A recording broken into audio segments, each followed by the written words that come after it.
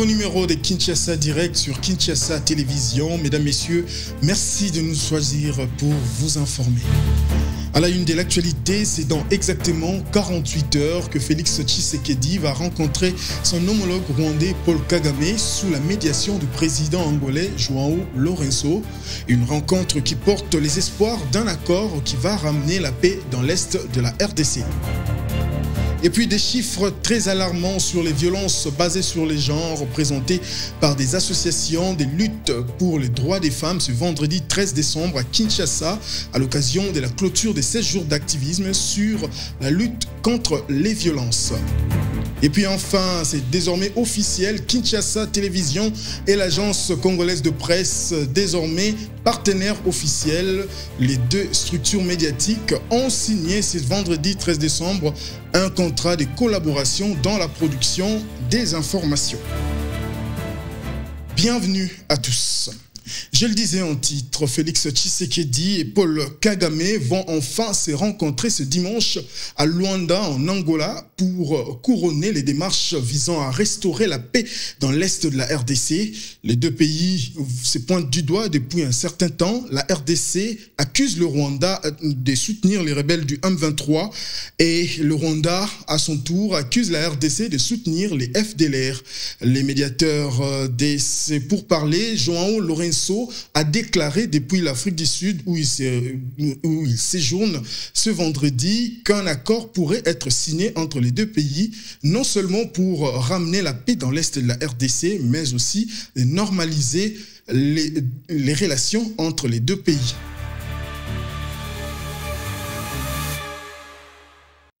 Et en prélude de cette rencontre cruciale, les avis se divergent au sein de la classe politique de la RDC. Si d'un côté, cette rencontre n'est qu'une illusion, de l'autre, ces grands rendez-vous diplomatiques est une lueur d'espoir pour ramener la paix dans l'est de la RDC.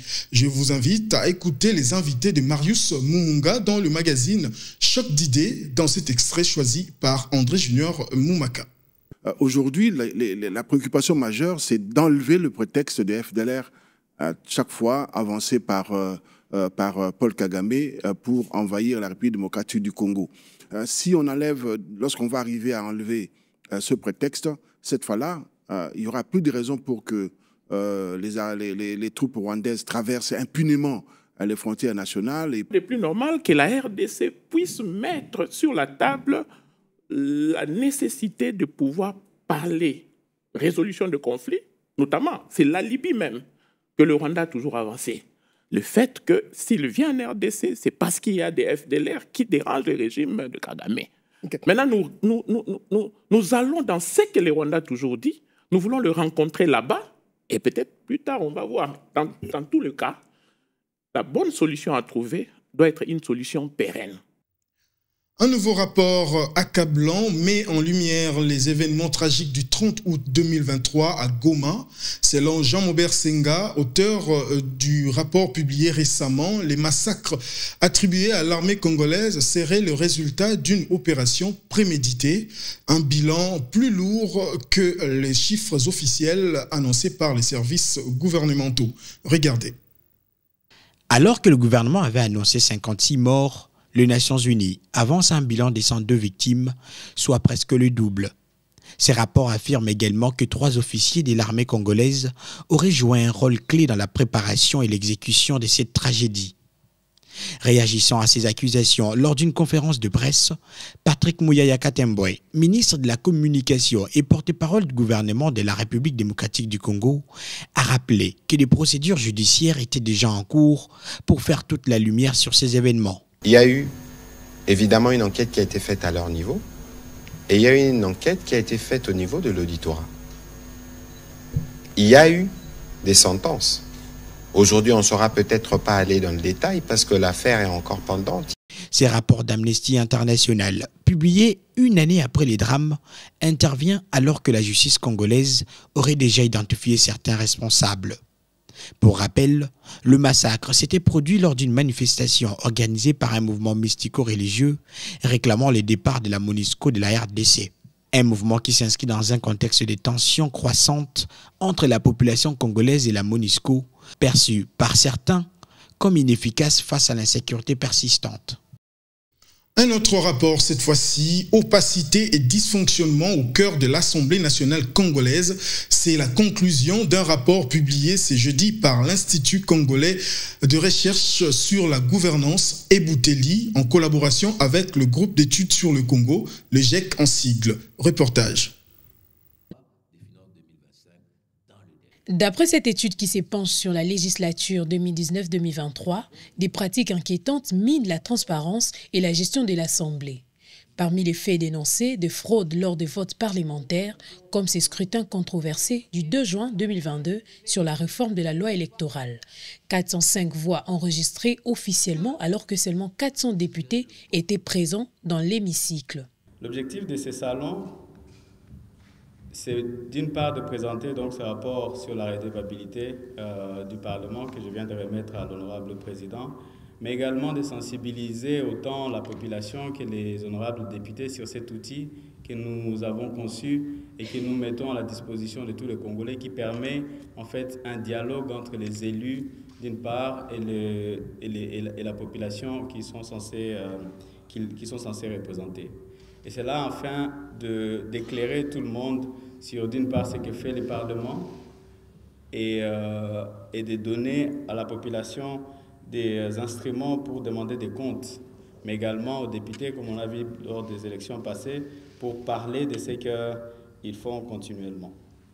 Autre problème soulevé, les livres bleus censés retracer le parcours de projet de loi est décrit comme un document mal tenu et difficilement accessible. Une opacité qui prive les citoyens de leur droit de suivre et comprendre les débats parlementaires. Plus préoccupant encore, selon le rapport, l'Assemblée nationale semble de plus en plus s'effacer devant l'exécutif, réduite à un rôle de caisse de résonance. Prenant la parole à cet effet, Vital Kamerhe, président de l'Assemblée nationale, s'est dit content de recevoir ces rapports sur l'ancienne législature pour permettre à la nouvelle législature qu'il dirige à améliorer la transparence dans la gestion de l'Assemblée nationale. Nous sommes heureux de finalement recevoir les rapports de Ebouteli quand l'honorable, j'ai failli dire l'honorable, quand M. Trésor Kibangula m'avait parlé de ce dossier, je l'avais encouragé pour que nous puissions tous prendre connaissance du rapport de la législature passée sur la transparence, sur les normes démocratique, sur la préservation des droits humains ou tout au moins leur canalisation auprès de l'exécutif. Et ça va nous permettre, nous ici à l'Assemblée nationale, la nouvelle législature, des recommandations qui vont être formulées à l'issue de ces rapports, d'améliorer notre système de transparence. Pourtant, des solutions existent. Ebouteli et le GEC appellent à des réformes urgentes, parmi lesquelles l'introduction du vote électronique, une meilleure gestion numérique des textes législatifs et plus de transparence sur le budget des parlementaires. Présent à cette cérémonie, Joachim Wawerka, ambassadeur de Suède en République démocratique du Congo, s'est dit satisfait de cet exercice démocratique que soutient pleinement son pays. Il faut savoir qu'il faut toujours travailler sur la démocratie, de faire les outils, les instruments pour la démocratie marcher en faveur de la démocratie. Et c'est pour ça que la Suède est très, très contente, très fière d'être un partenaire avec la RDC pour son parcours à une démocratie plus efficace, plus ouverte. Et pour en faire, il faut avoir des outils, des mesures. Et je pense qu'il y a des principes qui sont vraiment au cœur de cela, de ces efforts-là, c'est-à-dire l'accès à l'information, la transparence et la redevabilité. Le rapport tire la sonnette d'alarme. Une transformation imminente est nécessaire pour faire de l'Assemblée nationale une véritable institution démocratique, mais le chemin reste long. Écho des provinces dans ce journal, fin de la campagne électorale pour les élections législatives nationales et provinciales à Massimanimba dans le Kwilu et à Yakoma dans le sud Ubangui ce vendredi 13 décembre. Les habitants de ces deux circonscriptions vont finalement élire leurs députés nationaux et provinciaux ce dimanche 15 décembre selon le calendrier final de la Commission électorale nationale indépendante. Et puis à Kinshasa, des associations de défense des droits des femmes tirent la sonnette d'alarme. Lors d'une rencontre au centre Carter, elles ont présenté un état des lieux glaçant des violences basées sur les genres en République démocratique du Congo et particulièrement à Kinshasa. Ces chiffres très révélateurs d'une réalité alarmante appellent à une mobilisation accrue. Regardez. Un constat sombre pour clore les 16 jours d'activisme contre les violences basées sur le genre. L'ONG Mille et un Espoir, la Fondation Musungi et l'ONG Leadership de la Femme de Médias, parmi d'autres, ont dressé un rapport inquiétant sur la situation des femmes à Kinshasa et dans le reste du pays. Mesdames, Messieurs, vous avez donc compris que les violences conjugales deviennent aujourd'hui un véritable problème des sociétés. Selon ce rapport, 7 femmes sur 10 auraient subi des violences conjugales en 2023, un chiffre particulièrement élevé dans la capitale d'après l'OMS. Environ 115 millions de garçons et hommes ont été mariés enfants contre 650 millions de jeunes filles. Et c'est là le problème. Le tableau est tout aussi préoccupant dans les écoles et les milieux professionnels où le harcèlement reste une réalité quotidienne pour de nombreuses femmes.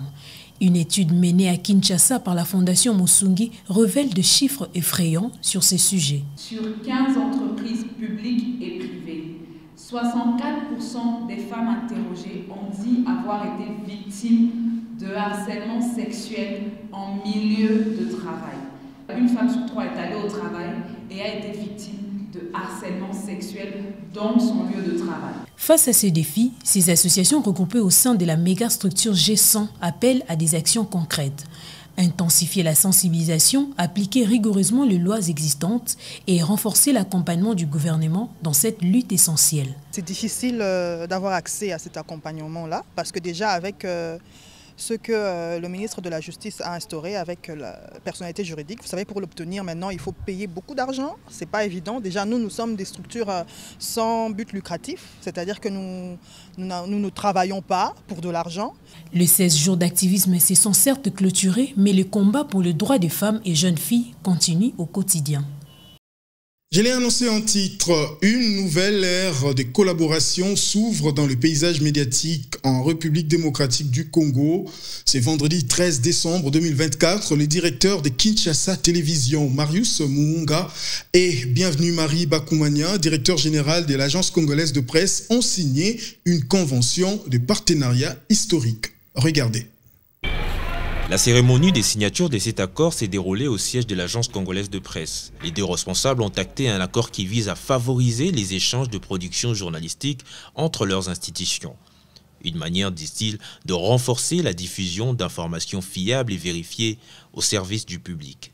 Aujourd'hui, pour la première fois, un média privé congolais a trouvé qu'il était opportun de conclure un partenariat avec l'agence congolaise de presse, et nous l'avons accepté avec un réel plaisir parce que derrière ces médias, nous pourrons atteindre beaucoup d'autres médias qui pourront effectuer la même démarche auprès de nous. Et nous sommes heureux de signer avec Kinshasa Télévision, qui est une télévision de qualité, parce que moi-même j'ai été là-bas, une télévision de grande qualité sur le plan tant matériel que professionnel, et nous estimons que nos produits trouveront un audimat intéressant. Pour Marius Muunga, directeur général de Kinshasa Télévision, cet accord incarne une vision commune, celle d'unir les forces des médias congolais pour mieux informer et rapprocher les citoyens des réalités de leur pays.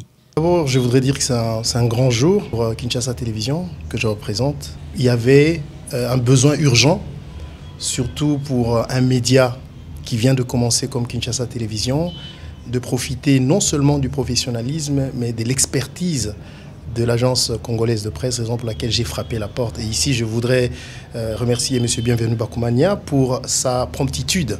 Et j'espère que ce partenariat va faire en sorte que nos productions continuent à être des productions de qualité. Ce partenariat entre Kinshasa Télévision et l'ACP scelle une alliance stratégique entre médias publics et une chaîne privée. L'objectif est clair, mutualiser les ressources pour valoriser les productions locales et diffuser des contenus adaptés à un public de plus en plus exigeant.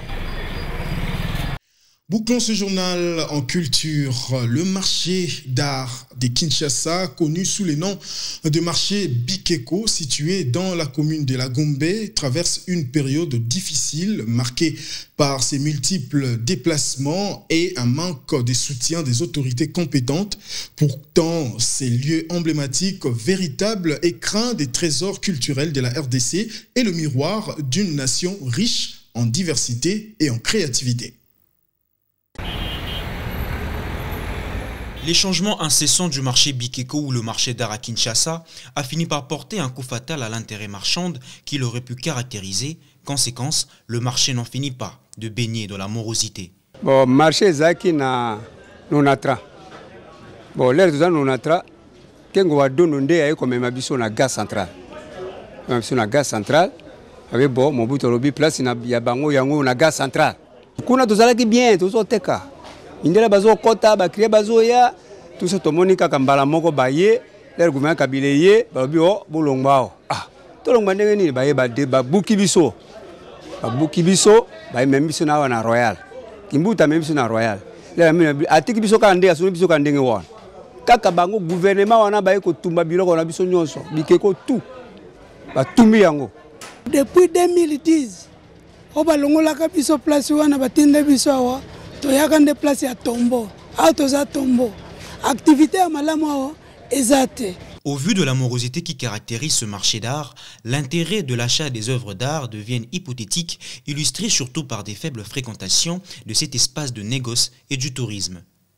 Mboka soki eza na tourisme ezotambola malamu na wana bapatrike bazosala nini baza koya. Il faut ministère esala tout mpona makambo etali tourisme.